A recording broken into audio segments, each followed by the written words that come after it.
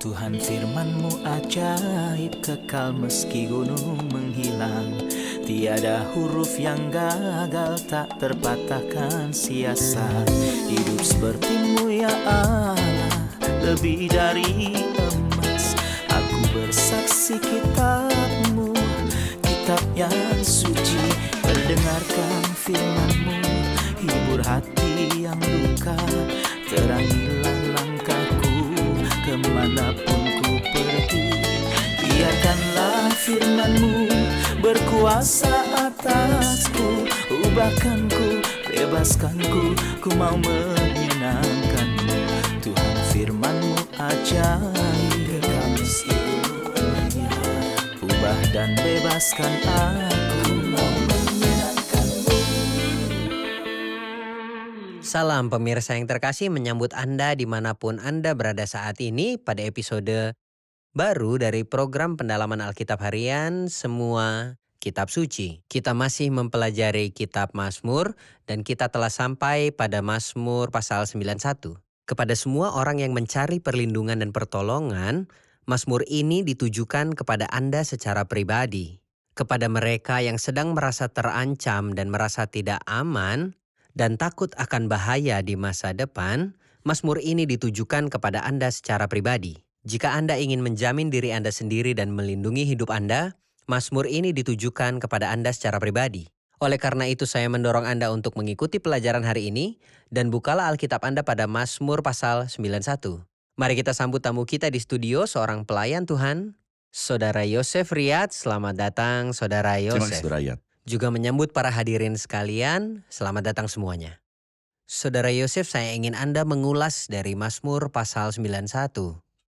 Pokok bahasan dari Mazmur ini adalah tentang orang yang berhasil dalam ujian. Kita telah melihat dalam Mazmur sebelumnya bahwa seluruh umat diuji dan kemudian gagal dalam ujian itu. Dan semua orang yang keluar dari Mesir sayangnya bergelimpangan di padang gurun. Sungguh, kami habis lenyap karena murka-Mu, dan karena kehangatan amarah-Mu kami terkejut.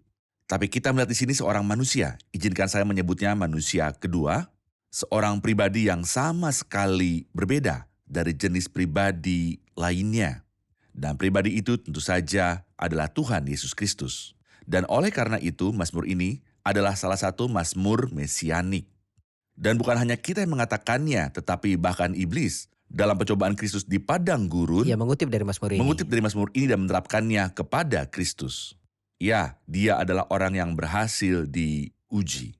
Kemudian dalam perbandingan dengan Mazmur 90, di mana umat Israel berada di padang gurun dan gagal, dan murka Allah menimpa mereka karena ketidaksetiaan mereka. Namun di sini ia menyebutkan perjalanan atau persinggahan Kristus yang mempercayai Allah yang berdiam dalam naungan yang maha tinggi. Benar. Saudara Yosef, apakah ada pembagian khusus untuk Mazmur ini? Saya ingin baginya seperti ini. Ayat 1 dan ayat yang kedua, kita melihat bahasa Kristus. Dari ayat 3 sampai ayat yang ke-13, kita melihat tanggapan Roh Kudus. Dan dari ayat 4 sampai ayat yang ke-16, kita menemukan janji Bapa. Jadi pertama-tama Kristus berbicara ayat 1 dan 2, dan dari ayat 3 sampai 13, tanggapan Roh Kudus tentang kehidupan yang menakjubkan ini. Kemudian janji Bapa dalam 3 ayat terakhir, ayat 14 sampai 16. Benar, dan saya ingin membahas bagian pertama yang Anda rujuk dalam ayat 1 dan 2, bahasa Kristus. Yang berkata, orang yang duduk dalam lindungan yang maha tinggi dan bermalam dalam naungan yang maha kuasa, akan berkata kepada Tuhan, tempat perlindunganku dan kubu pertahananku, Allahku yang kupercayai. Apa yang Anda lihat dalam firman yang luar biasa ini? Ayat pertama saya sebut sebagai prinsip umum. Orang yang duduk dalam lindungan yang maha tinggi dan bermalam dalam naungan yang maha kuasa.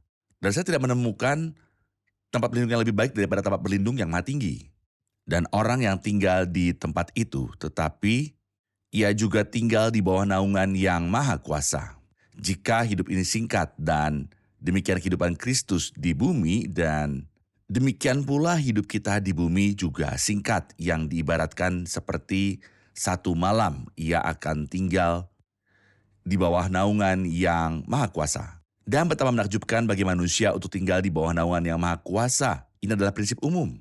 Tetapi kemudian perkataan Kristus sendiri akan berkata kepada Tuhan sebagai manusia, Karena ketika Kristus berjalan di padang gurun dan ketika ia dicobai di padang gurun, ia dicobai sebagai manusia. Akan berkata kepada Tuhan, tempat perlindunganku dan pertahananku, Allahku yang ku percayai. Kristus adalah pribadi yang sempurna yang selalu percaya kepada Allah. Karena kita sedang belajar, saya ingin Anda menunjuk pada nama-nama Allah dalam bagian ini. Di sana disebutkan Allah yang Maha Tinggi, yang Maha Kuasa, Tuhan, dan silakan Anda merujuk pada nama-nama Tuhan di bagian ini. Baiklah, di bagian awal dari Mazmur ini kita menemukan 4 nama bagi Allah, yaitu yang Maha Tinggi, yang Maha Kuasa, Tuhan Yehova, dan Allahku, yang berarti Elohim. Nama-nama itu adalah Elyon, yang Maha Tinggi. Dia adalah yang Maha Kuasa, Shaddai, yang Maha Kuasa. Dia adalah Tuhan, Yehuwa. Dialah Allahku, Elohim. Dan di akhir Mazmur kita akan mendapati 4 nama iblis.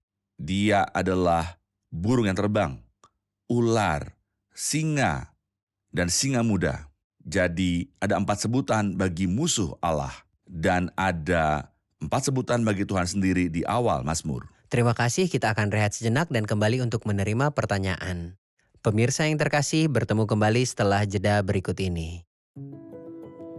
Mazmur 90 adalah nyanyian kehidupan dan terang. Ini adalah mazmur yang sangat mesianik, yang menyajikan gambaran yang luar biasa tentang Tuhan Yesus Kristus dan mengungkapkan juga tempat perlindungan dan keselamatan bagi kita masing-masing. Mazmur 90 adalah gambaran tentang manusia pertama, Adam, yang di dalamnya semua orang mati. Mazmur ini adalah mazmur tentang kematian.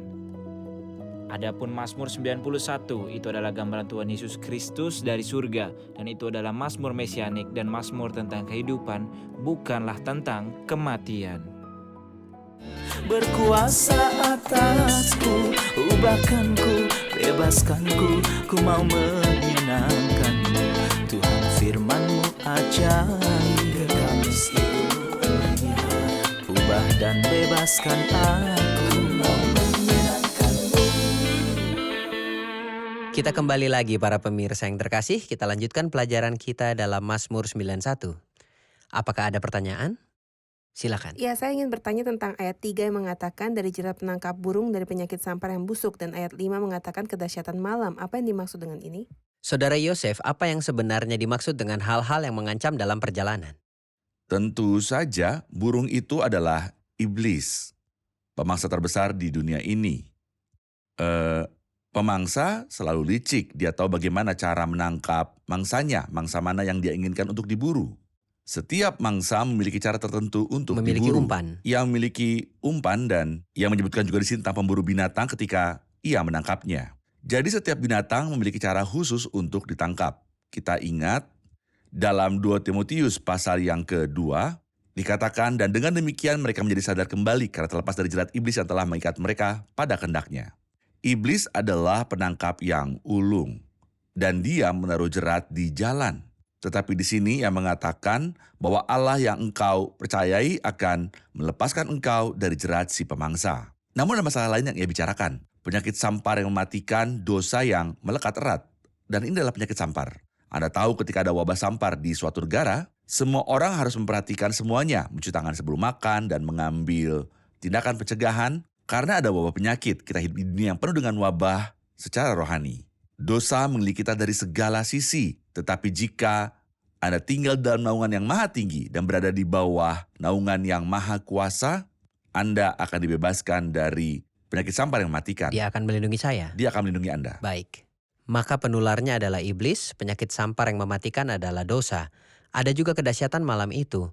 Apa kedahsyatan itu? Dalam ayat 5 kita akan menemukannya di ayat 5 dan 6. Bahwa dia menyebutkan duet. Engkau tidak usah takut terhadap kedahsyatan malam, terhadap panah yang terbang di waktu siang. Kemudian ayat 6, terhadap penyakit sampar yang berjalan di dalam gelap, terhadap penyakit penular yang mengamuk di waktu petang. Secara sederhana kita bisa mengatakan yang tampak dan yang tersembunyi. Maksud saya adalah apa yang Anda lihat Yang dan tidak apa yang tidak Anda dapat Anda lihat. Maksud saya pada siang hari Anda melihat bahaya, tapi ketika malam tiba Anda tidak melihatnya. Maksud saya, wabah penyakit mengintai di kegelapan, tetapi kehancuran yang terjadi di siang hari. Sedangkan bagi kita ada banyak hal yang kita ketahui dan Tuhan membebaskan kita. Kami bersyukur kepadamu Tuhan, Engkau telah membebaskan kami dari hal ini dan itu. Tetapi Tuhan membebaskan kita dari hal ini dan itu, tapi kita tidak tahu. Dan rencana dibuat untuk melawan kita. Seperti yang terjadi pada zaman dahulu dari Balak ketika dia menyewa Bileam dan orang-orang tidak tahu, tapi Tuhan mengetahui dan menyelamatkan bangsa itu dari Bileam yang jahat dan dari tipu daya Balak. Jadi ada banyak bahaya yang kita ketahui dan kita lihat dan bersyukur kepada Tuhan atas pembebasannya. Tetapi ketika kita berdiri di hadapan tata Kristus dan melihat hidup kita, kita akan menemukan bahwa ada banyak hal lain yang direncanakan untuk melawan kita dan kita tidak mengetahuinya. Dia membebaskan kita dari penyakit sampar yang mengintai dalam kegelapan dan dari kedahsyatan malam. Semua itu adalah perbuatan Allah. Yakub takut kepada Esau dan memperhitungkan Esau. Dan tidak tahu Dan bahwa tidak tahu. Laban ada di belakangnya yang Benar. kelihatan dan yang tersembunyi. Tetapi Allah turut Baik. campur tangan juga terhadap Laban dan memberi Baik. batas agar dia tidak menyampaikannya kepada Yakub. Tepat. Ketika dia menyebutkan malam, pagi, siang, dan kegelapan, saya melihat bahwa semua waktu dalam satu hari, maksud saya pada malam dan siang hari, perang 24 jam. terus-menerus, Saudara Yosef. Malam hari, pagi hari, siang hari, Tepat. dan fajar. Tolong ceritakan kepada kami tentang perang terus-menerus terhadap orang beriman. Setiap perang memiliki waktu gejatan senjata, tetapi perang rohani kita tidak memiliki gejatan senjata sama sekali. Perang besar kita berkobar seperti api yang sangat besar. Tapi penebus yang dikasih adalah seorang pemimpin yang mulia. Dan kita harus selalu siap sedia karena kita tidak tahu kapan dan bagaimana musuh akan datang. Karena itu Kristus mengucapkan kata-kata yang sangat penting kepada murid-muridnya yang tidak mereka perhatikan dan mereka gagal karena mereka tidak memperhatikannya. Berjaga-jagalah supaya kamu jangan jatuh ke dalam pencobaan. Mereka tidak berjaga-jaga dan masuk ke dalam pencobaan dan gagal. Saya pikir Petrus telah mempelajari hal ini. Seperti yang ia katakan pada jemaat dalam surat yang pertama, sadarlah dan berjaga-jagalah. Lawanmu si iblis berjalan berkeliling sama seperti singa yang mengaum-ngaum dan mencari orang yang dapat ditelannya. Lawanlah dia dengan iman yang teguh. Ayat yang menyebut campur tangan Tuhan dalam ayat 7, walau 1.000 orang rebah di sisimu dan 10.000 di kananmu, tetapi ia tidak akan menimpamu. Engkau hanya menontonnya dengan matamu sendiri dan melihat pembalasan terhadap orang-orang fasik. Apakah itu berarti bahwa semua musuh di sekeliling kita benar-benar tidak dapat menghampiri kita? Atau tidak ada kecelakaan, penyakit, kelemahan, atau kematian yang menghampiri orang percaya? Maksud saya, apakah ada semacam penyelamatan yang berkelanjutan? Bagaimana dengan orang-orang percaya yang bertanggung jawab atas pembunuhan dan pemusnahan? Jika kita mengatakan bahwa Mazmur ini adalah tentang Kristus, apakah kehidupan Kristus itu mudah? Jawabannya adalah tidak. Apakah ada masalah dan rencana jahat di tengah jalan? Jawabannya adalah ya. Namun apakah orang-orang tidak dapat melakukan apapun kepada Kristus sebelum saatnya tiba? Jawabannya adalah tidak. Saya pikir gagasan yang sama dapat diterapkan kepada kita. Jika Tuhan ingin membawa kita ke dalam pencobaan untuk mengajarkan kita pelajaran rohani, Dia akan mengizinkannya. Tetapi kita tidak seperti bulu yang tertiup angin. Kita tidak berada di bawah belas kasihan musuh. Tidak, kita berada di bawah belas kasihan Allah. Persis seperti Kristus, tetapi tidak ada seorang pun yang menyentuh Dia sebab saatnya belum tiba. Jadi selama Anda masih menjalankan pelayanan dan Tuhan tidak mengizinkan Anda masuk ke dalam pencobaan, tidak akan ada yang dapat mendekati Anda. Tetapi jika Ia mengizinkannya, hal ini akan menjadi suatu kebaikan bagi Anda. Maksud saya, pencobaan datang kepada Paulus. Tapi hal itu adalah untuk kebaikannya, sampai-sampai ia berkata, karena itu aku senang dan rela di dalam kelemahan. Kesukaran supaya Kristus turun menaungi aku. Sebab jika aku lemah, maka aku kuat. Lalu pemikiran Alkitab tentang campur tangan Tuhan bukanlah campur tangan untuk pembebasan mutlak, namun Allah dapat mengizinkan kesulitan untuk dimuliakan di dalam kesulitan tersebut. Maksud saya seperti Paulus dalam surat Timotius pasal 3. Ketika dia menyebutkan penganiayaan yang dia alami di Ikonium, di Listra, dan di Derbe, kita ingat bahwa dilempari batu sehingga mereka mengira ia telah mati. Bagaimana ia mengomentari pencobaan dan masalah ini? Dia berkata, semua penganiayaan ini kuderita dan Tuhan telah melepaskan aku daripadanya. Ia menyelamatkannya. Meskipun ia dilempari batu sehingga mereka bahkan mengira ia telah mati. Tetapi ia tidak mati dan bangkit dengan selamat. Dan pencobaan yang sulit itu menjadi sebuah alasan, penghiburan baginya dan saudara seiman. Ayat 9, sebab Tuhan ialah tempat perlindunganmu yang maha tinggi, telah kau buat tempat perteduhanmu. Malapetaka tidak akan menimpa kamu dan tulah tidak akan mendekat kepadamu, sebab malaikat-malaikatnya akan diperintahkannya kepadamu untuk menjaga engkau di segala jalanmu. Mereka akan menatang engkau di atas tangannya, supaya kakimu jangan terantuk kepada batu. Dia berkata sebab Tuhan, lalu membuka tanda kurung seolah dia berkata engkau berkata demikian. Siapa yang dia tuju? Tuhan ditujukan di sini, sebab Tuhan ialah tempat perlindunganmu. Yang berbicara adalah Kristus, karena Kristus berkata kepada Tuhan, sebab Tuhan ialah tempat perlindunganmu. Tidak hanya itu, tapi yang Maha Tinggi telah kau buat tempat perteduhanmu. Dan kita melihat di sini kunci kemenangan Kristus keberadaan di dalam Allah. Dan saya pikir kunci kemenangan kita adalah tinggal di dalam Kristus. Jika kita tinggal di dalam Kristus, maka musuh akan datang, tetapi kita akan menang sama seperti Kristus menang dalam cobaan dari iblis, seperti yang akan kita baca di ayat-ayat berikutnya. Iblis mengutip ayat-ayat ini, tetapi Kristus menang karena ia berdiam dan tinggal di dalam Allah. Saudara Yosef, Anda menyebutkan bahwa ayat-ayat ini berbicara tentang Kristus selama pencobaan ketika iblis mendekatinya untuk mencobainya di padang gurun. Malapetaka tidak akan menimpa kamu dan tulah tidak akan mendekat kepada kemahmu. Bagian yang dikutip oleh iblis adalah sebab malaikat-malaikatnya akan diperintahkannya kepadamu untuk menjaga engkau di segala jalanmu. Pertanyaannya, kita tahu Kristus menang dalam pencobaan, tetapi mengapa dia menang? Apa ada kemungkinan, bahkan 1 dari 1.000.000 kemungkinan Kristus tidak akan menang dalam pencobaan ini? Jika hal ini merupakan kesimpulan yang sudah pasti dia tidak berdosa dan tidak akan berdosa, mengapa ia harus dicobai jika hasilnya sudah tahu? Sangatlah penting untuk membuktikan bahwa ia memang demikian. Maksud saya, apakah ia kudus? Ya, seharusnya dibuktikan jika dia kudus. Oleh karena itu Allah mengizinkan dia untuk dicobai. Tetapi hasilnya sudah ditetapkan, yaitu sebab itu anak yang akan kau lahirkan itu akan disebut kudus, anak Allah. Tetapi agar kemenangannya dapat dibuktikan, ia harus masuk ke dalam peperangan. Bukan untuk menang atau dikalahkan, jauh dari itu. Ini adalah pemikiran yang jahat. Kristus adalah yang kudus melalui kelahirannya. Dan akankah yang Maha Kudus akan tinggal di tempat kediaman yang Maha Tinggi? Yang berkata kepada yang Maha Tinggi, sebab Tuhan ialah tempat perlindunganmu, yang Maha Tinggi telah kau buat tempat perteduhanmu. Mungkinkah ia jatuh? Mustahil. Tetapi inilah yang dibuktikan oleh pencobaan iblis terhadap Kristus di padang gurun. Berarti pencobaan ini bukan untuk membuktikan bahwa ia dapat berdiri atau jatuh, tetapi untuk membuktikan bahwa ia tidak mungkin jatuh.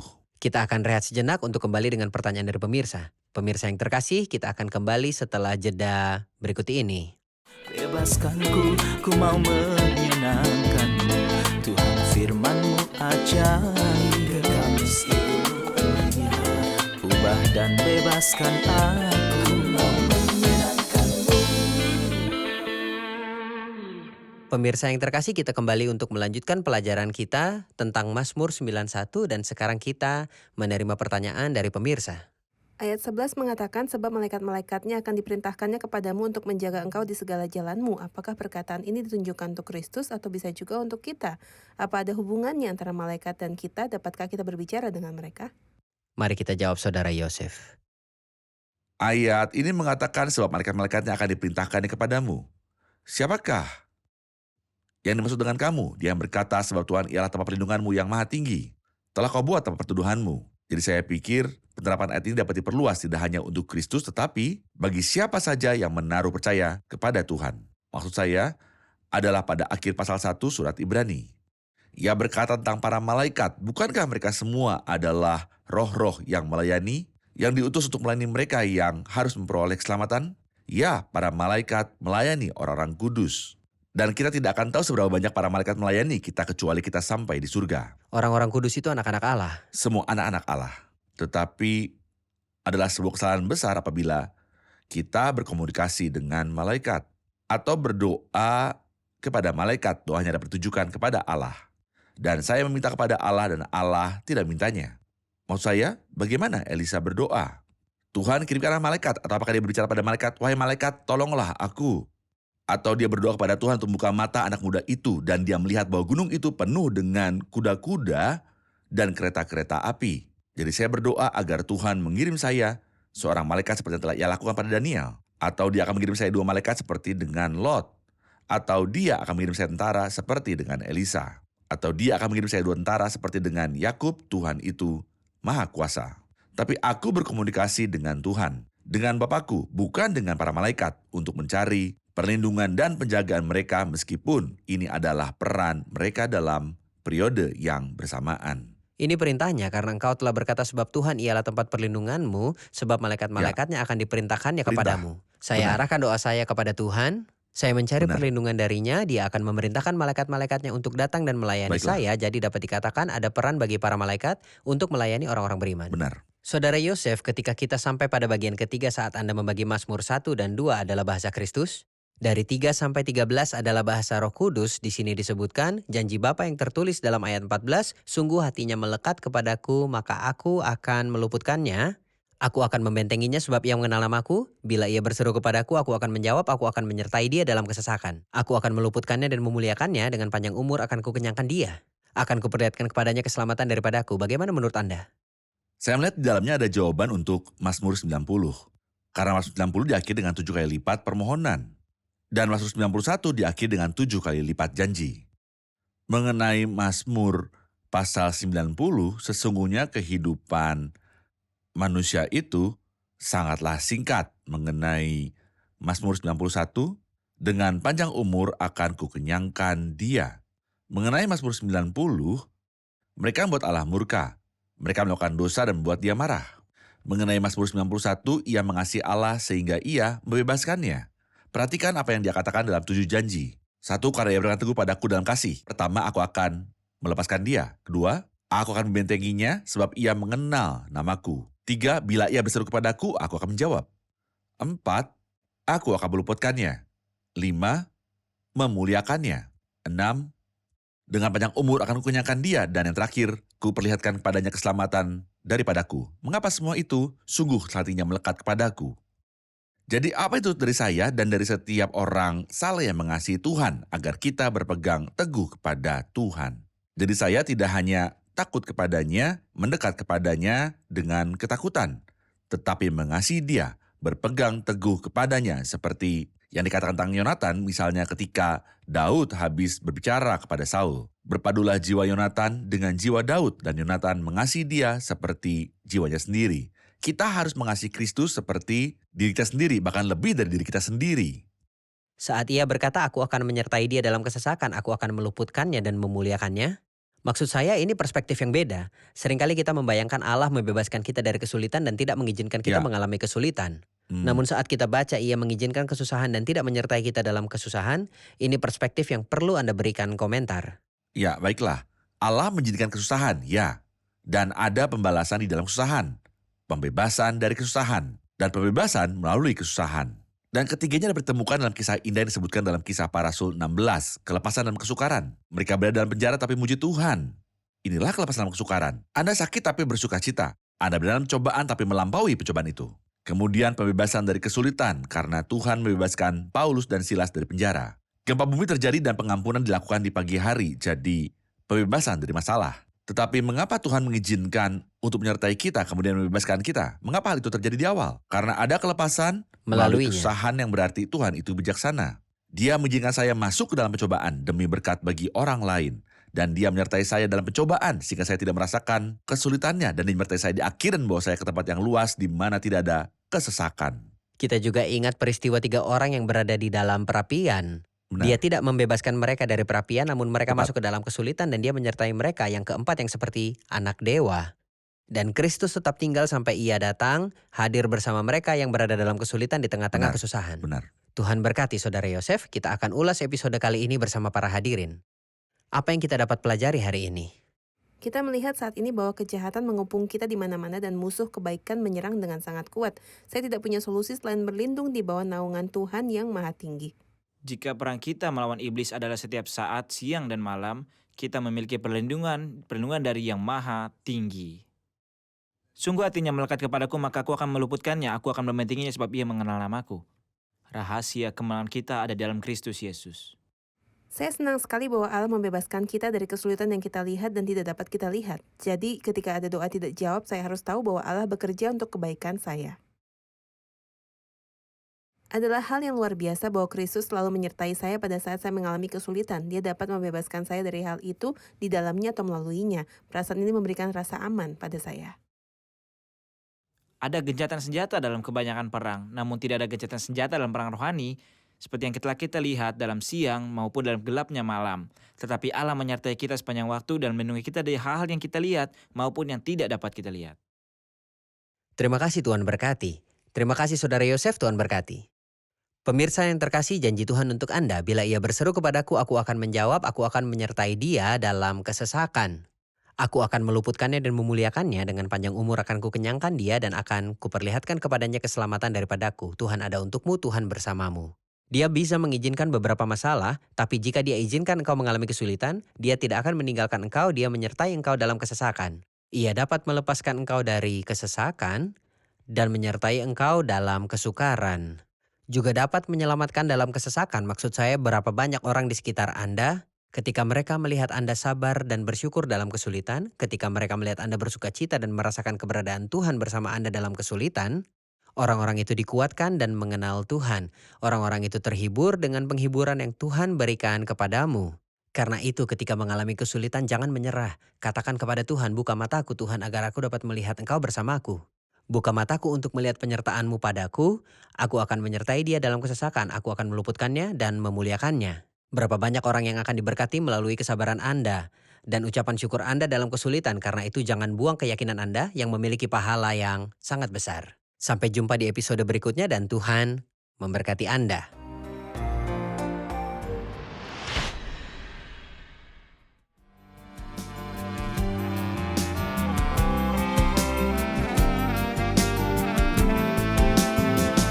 كاهن عظيم قادر رحيم ربي يسوع مهما نقابل من مشاكل من آلام يقدر يعين متجربين يمسح دموع يشفي أنين المكسورين يدي سلام انت اللي قلبك كله جود من نحونا كلك صلاح أبدا ما ترضى تضرنا وقت الألم عندك بنيجي وننحني فكرك أكيد أعلى بكتير من فكرنا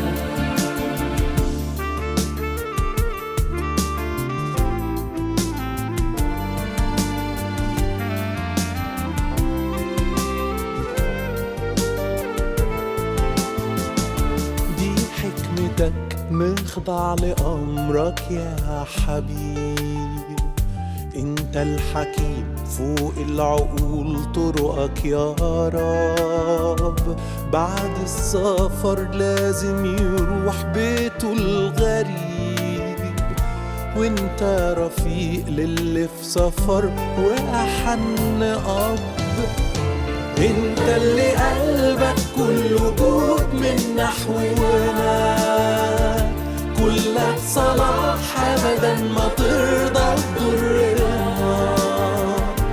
وقت الألم عندك بنيجي وننحني فكرك أكيد أعلى بكتير من فكرنا فكرك أكيد أعلى بكتير من فكرنا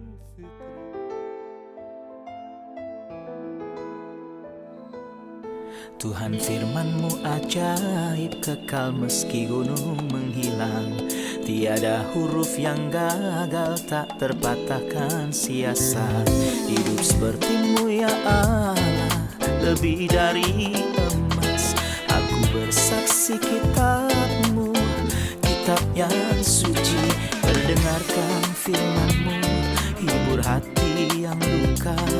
Terangilah langkahku kemanapun ku pergi.